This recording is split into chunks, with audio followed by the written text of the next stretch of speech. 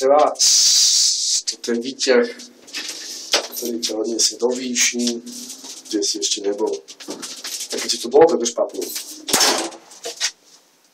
No, dvojka, to je v pohode. Chcem ťa privítať na mojej chodbe, kde nie som nič, ale je to štúdio, ktoré je zatiaľ v rozostavbe. Tu máme Easy Taxi, tam tých dverách sú tie dispečerky, ktoré nikto nemá rád. To je nejaká právnická firma. Tu vidíš to číslo hore? 209. To je štúdio zazúle. Dokážem to nevyzerá ešte tak strašne dobre. Ako by malo, ale bude. Počúvaj sa, bude tu všetko, bude proste kožená gaučovka. Čo to tam bolo? Videl si to? To som bol ja. A Robko. Tu sa sedí, keď sa sedí, tak tu sedí, to nám si vedel. Tu sa píšu tzv. Chôbotiny. Tu píšeš, že ty zaplatíš 400 eur, ja nič. Dávne. Tak. Tu je geniálny vešiak, ten ti musím ukázať, pretože bez vešiaku by to proste nebolo ono. Tak držíš, že sa pozrieš, že proste prídeš, že je strašne akože odnímateľný, že prídeš a urobíš toto, vieš.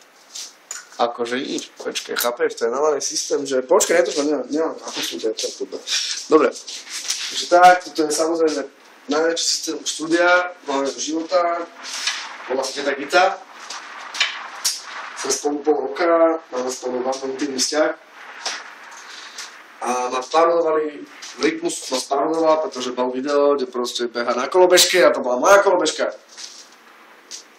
Či? No nič, takže tak, tu nás sedí Robko, keď má kamarátik tu na.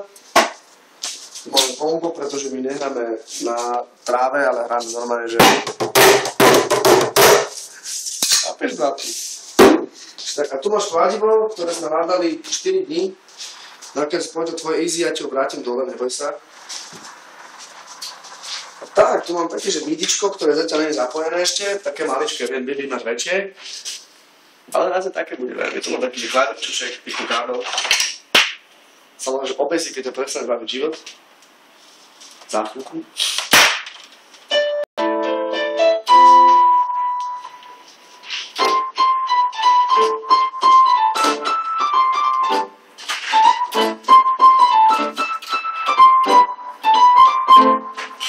Tak, to bola zvučka A-sideu.